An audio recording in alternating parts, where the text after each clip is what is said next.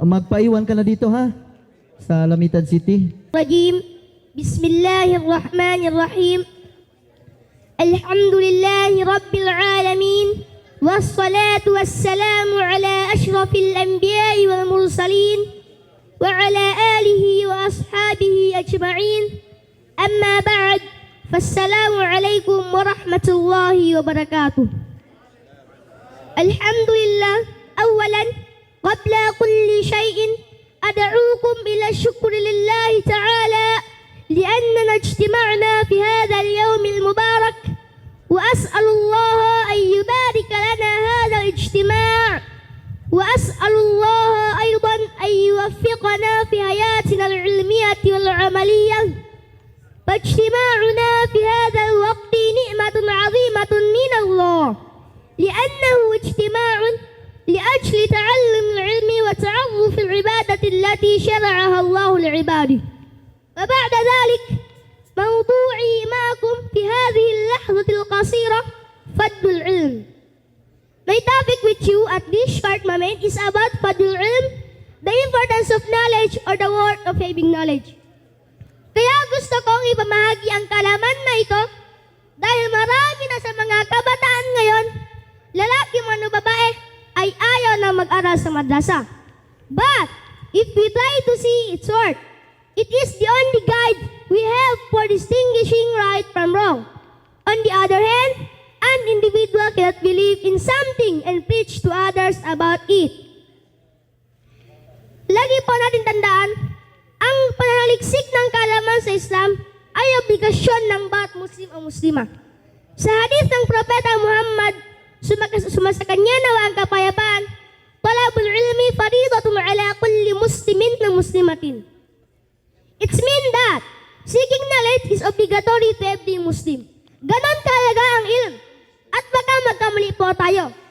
Sabi ni Sheikh Bukhari rahimahullah, al-ilmu qabla al-qawli wal-amal. Ibig sabihin, alamin muna natin, suriin muna natin, pag-aralan muna natin bago natin sabihin o kaya bago natin ipahayag. Dahil may mga tao ngayon, gusto lang nila sabihin at paniwalaan, pero ayaw nilang pag-aralan. Paumanhin mga kapatid sa Islam, nagkakatakot ang ganitong akida. May kasabihan, killatul ilmi khatirun, ang kaunting kaalaman ay mapanganib. Kung sa English pa, the knowledge is dangerous.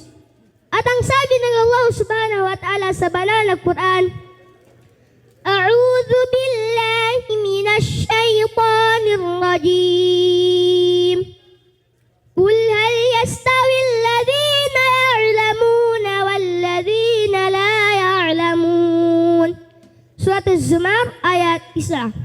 Ano ang sabi ng Allah subhanahu wa ta'ala?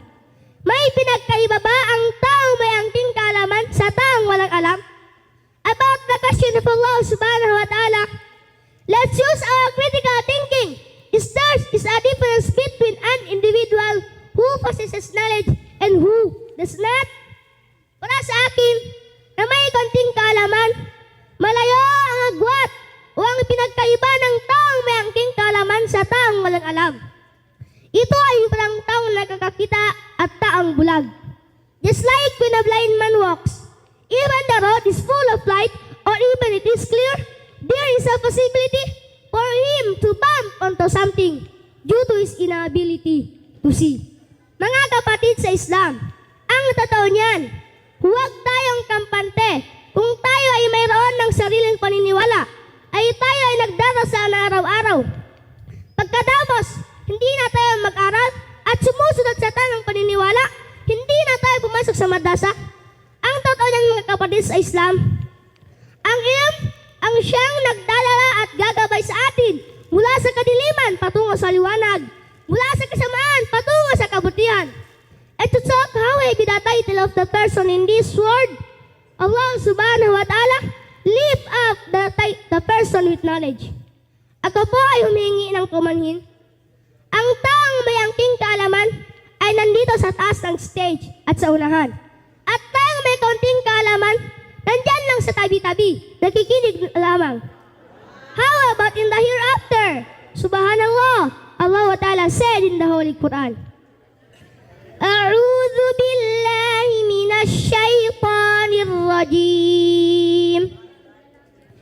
يرفع الله الذين آمنوا منكم والذين أوتوا العلم درجات. Suratul Mujadalah ayat 11. Allah subhanahu wa ta'ala lift up the title of those believers, those mu'min and those who study the ilm or knowledge of Allah Azza wa Jal. Sa makatwid, kung nais po natin iangat ng Allah subhanahu wa ta'ala ang ating sarili mula sa mundong ito hanggang sa kabilang buhay, lalong-lalo na ito mga kabataan na wala pang masyadong problema o iniisip sa buhay, dapat natin bigyan halaga at pagtuunan ng pansin ng pagmamadasa. Pagkaroon ng maigi ng kaalaman patungkol sa Allah at huwag natin igugol lahat ang ating oras sa paglalaro tulad ng ML, PUBG at iba pa. Let's spend ourselves to Allah's will in order for us to have peace and most of all for us to enter the Jannah of Allah subhanahu wa ta'ala. Insyaallah, sa pagtatapos ng lahat, naway patawarin ng Allah subhanahu wa ta'ala ang ating mga kasalanan at pagsama-samayin tayong lahat sa loob ng kanyang paraiso. Allahumma amin. Wa aqulu qawli hadha astaghfirullah li wa lakum wa lisairil muslimin. Walhamdulillahi rabbil alamin. Assalamu alaikum warahmatullahi wabarakatuh. Waalaikumsalam. Wait lang. Mari ba akong mag-kiss sa iyong tuktok? Masya Allah. Pagpalain, Masya Allah. Okay, wait lang. Meron akong prize sa iyo. O, pambili mo ng snack mamaya. Yan. Inshallah. Okay. Masya Allah. Magpayuan ka na ha dito sa Lamitan City. Hatid lang kita pag malapit lang yan eh. Oo.